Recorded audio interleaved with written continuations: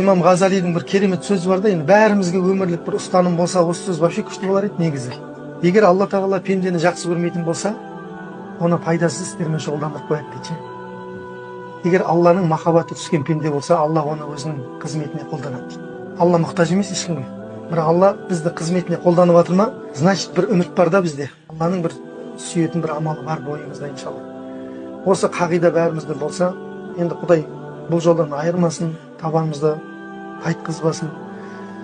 Қазір иманды сақтау шоқты ұстағанмен бірдей болып тұр ғой қолда. Пайғамбарымыз айтқандай, саллаллаху алейхи ва саллям, ауыр заманда тұрмыз. Сен жақсылық істейін десең де аяғыңнан тосқауыл болатын адам көп жан-жағыңда. Ахмет атамның айтқандай, қинамайды абақтыға қапқаны, қинамайды ұрып мені соққаны, бәрінен де маған ауыр тигені өз ауылымның иттері үріп қапқаны дейді. Айналамыздан, өзіміздің ішімізден өзімізге не шыға береді де адамға айналып келіп.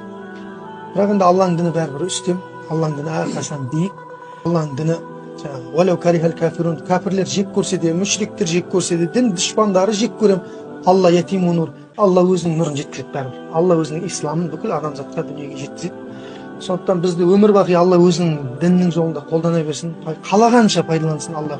Ақырғы демімізге дейін пайдалансын. Ең бастысы Алла сол ықыластан, истиқама дейді ғой жаңағы, тұрақтылығымыздан, дінге деген бекемдігімізден Алла тағала айырып қоймасын.